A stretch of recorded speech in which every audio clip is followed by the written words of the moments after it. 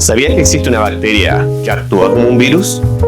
Te presento al Mycoplasma pneumoniae, el ninja de las infecciones respiratorias. Invisible para el Gram, resistente a los antibióticos más comunes y capaz de engañarnos a todos.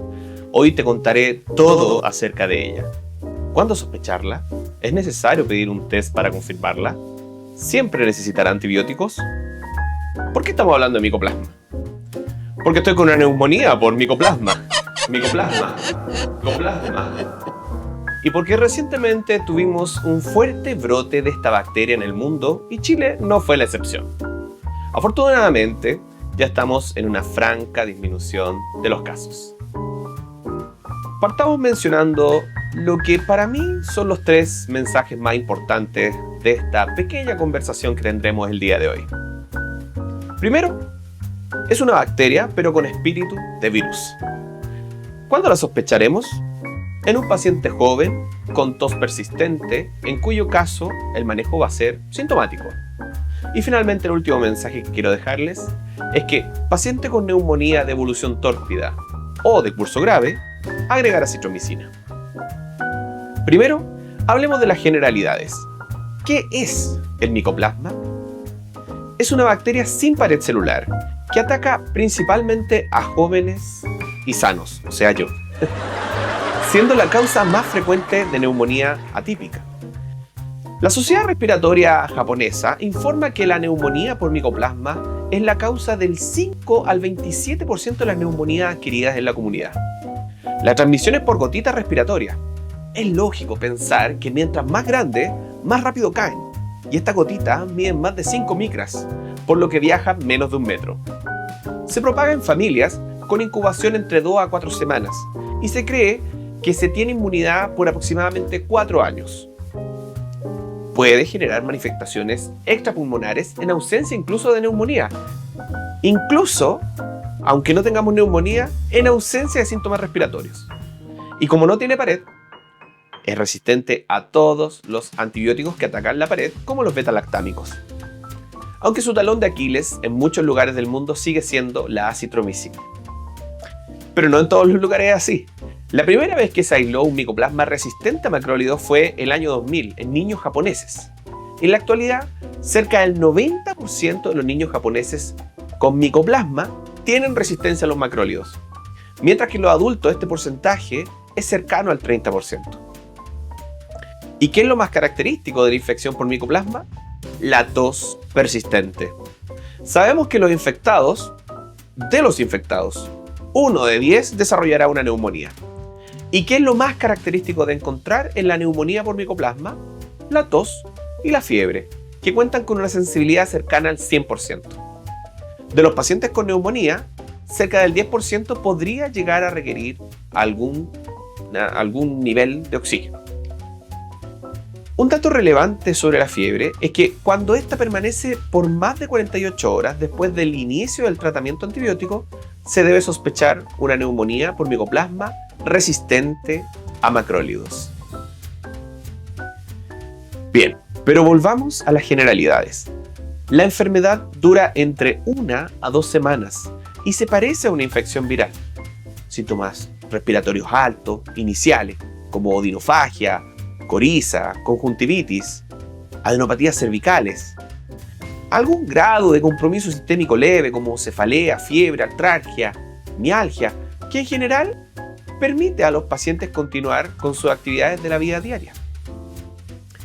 Otro dato característico del Mycoplasma es que aproximadamente el 30% de los pacientes con esta infección desarrollará compromiso cutáneo.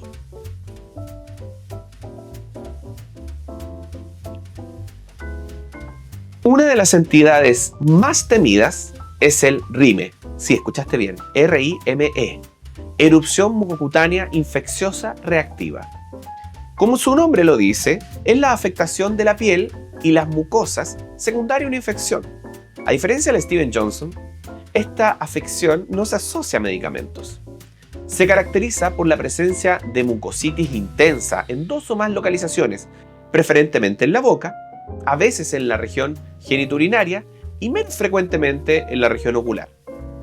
Las lesiones tienen múltiples formas, aunque lo más frecuente son las lesiones vesículo-bulosas o vesícula y ampolla.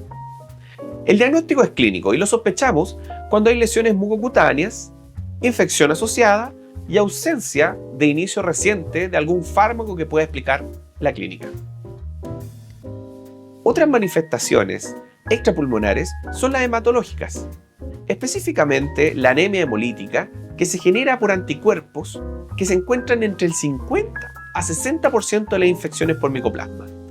La enorme mayoría de las veces será una hemólisis subclínica, con elevación de reticulocitos, pero el paciente prácticamente no se va a dar ni cuenta.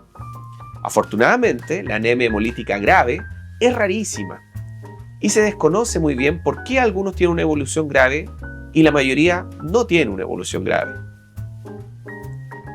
En cuanto a los síntomas digestivos, menos del 5% de los pacientes tiene síntomas digestivos.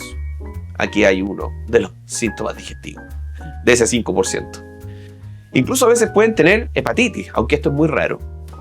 Las complicaciones neurológicas también están cerca de un 5% y pueden ser meningoencefalitis, mielitis transversa, Guillain-Barré, parálisis de pares craneanos, y el tratamiento es el habitual con cada uno de esos cuadros. En términos sencillos, prácticamente todo el cuerpo puede afectarse por el micoplasma. Sistema cardiopulmonar, renal, osteomuscular, etc. En cuanto a la radiología, existe una disociación clínico-radiológica. ¿Qué significa esto? Que los hallazgos radiológicos no se condicen generalmente con la evolución clínica. Así podemos tener radiografías horribles con pacientes en buenas condiciones o radiografías con pocos hallazgos en pacientes graves.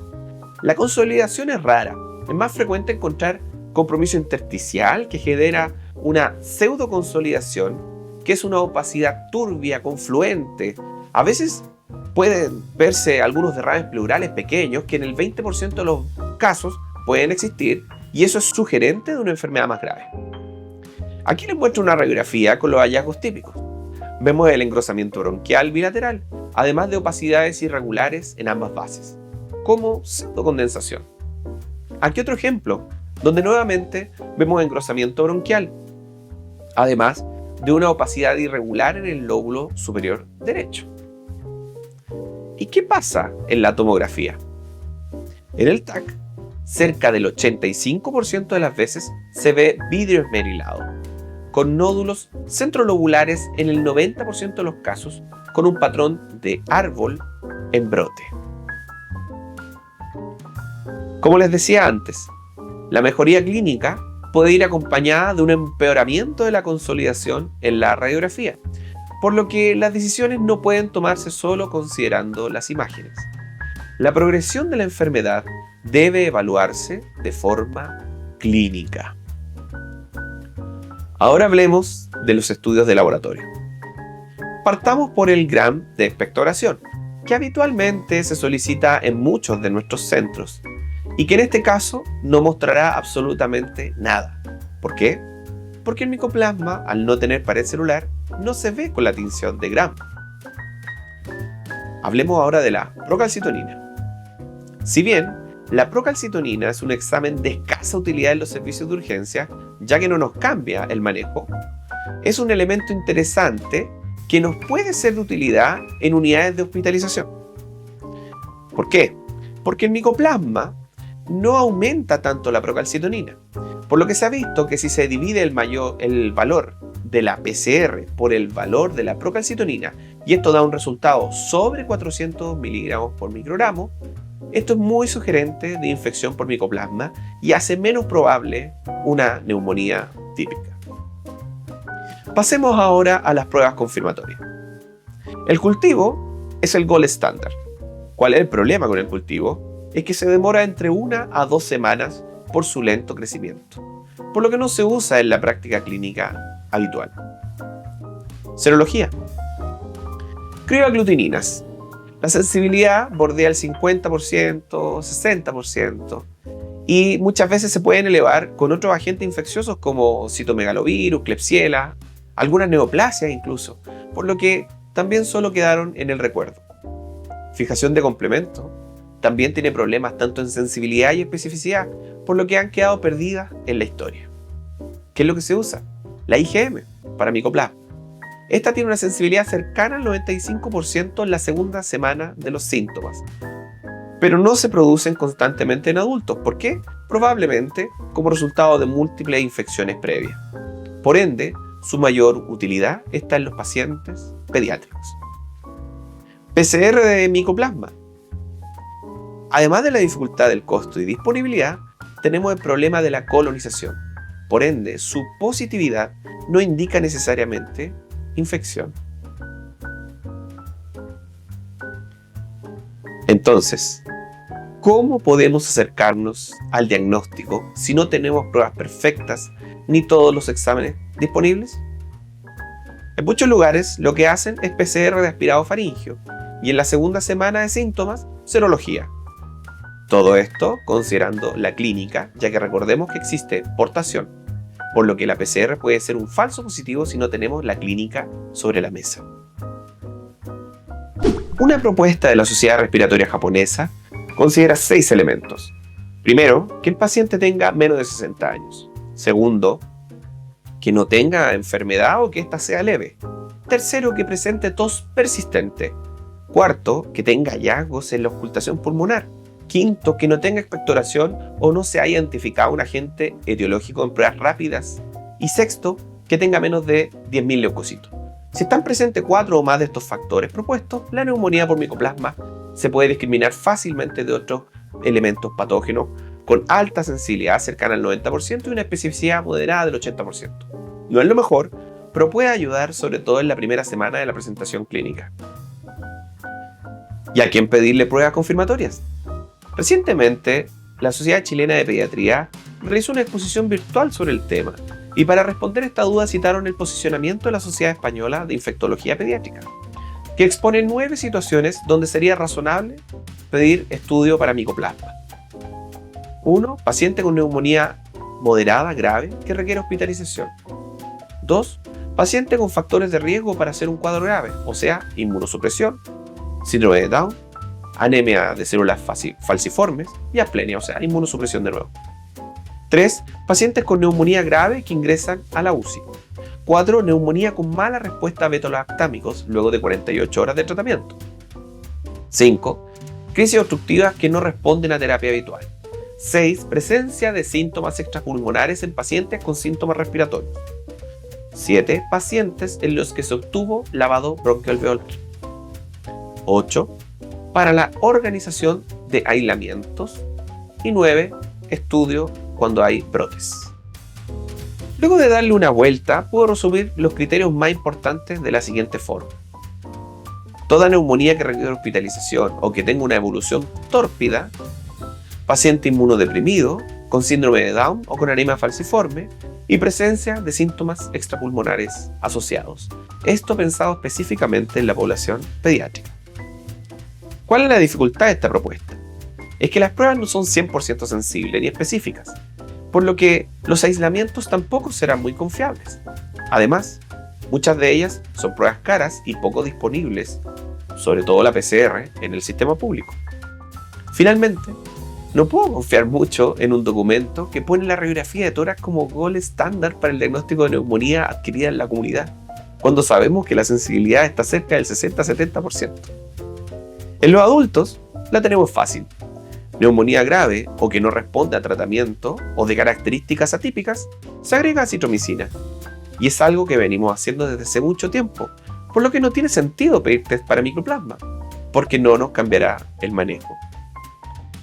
Y hablando de manejo, hablemos del tratamiento. La enorme mayoría de las veces, el cuadro es autolimitado, por lo que no amerita tratamiento, más que el sintomático.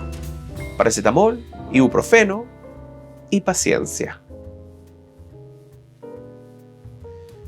Acitromicina por 3 a 5 días en los pacientes que estamos sospechando una neumonía o en quienes sospechamos que hay una neumonía que requiere hospitalización o una neumonía grave. Si sigue con fiebre durante más de 48 horas, se puede plantear doxiciclina o fluoroquinolonas por sospecha de micoplasma resistente, algo raro en nuestro país. Problemas con las fluoroquinolonas, posible afectación del sistema nervioso central, principalmente delirium, y problemas osteomusculares. Profilaxis. ¿Qué pasa si alguien llega y nos dice, doctor, tengo que tomar tratamiento? Yo también, que estuve en contacto con mi hijo que tiene micoplasma. Y la respuesta es, si no tiene factor de riesgo de enfermedad grave, inmunosupresión, síndrome de Down, drepanocitosis, y no estuvo sostenidamente a menos de 1 metro del paciente con micoplasma, entonces no. ¿Y los corticoides? Se plantean en neumonías graves, con fiebre persistente, importante componente inflamatorio, o como parte del tratamiento del cuadro clínico, por ejemplo, una crisis asmática por micoplasma. El resto de los casos todavía sigue siendo controversial. Terminemos este video mencionando los que para mí son los 3 mensajes más importantes. El micoplasma es una bacteria con espíritu de virus, por eso es que da síntomas respiratorios altos y luego comienzan los síntomas respiratorios bajos. ¿Cuándo lo vamos a sospechar? En un paciente joven con tos persistente, en cuyo caso, la enorme mayoría de las veces el manejo va a ser solo sintomático. Pacientes con neumonía de evolución tórpida o de curso grave, vamos a agregar ezitromicina. Y eso lo venimos haciendo desde hace mucho tiempo, por lo que muchas veces no vamos a necesitar el test para confirmar el micoplasma, ya que no nos va a cambiar el manejo. Nos vemos en un próximo video y recuerden, cualquier duda, déjenlo en los comentarios.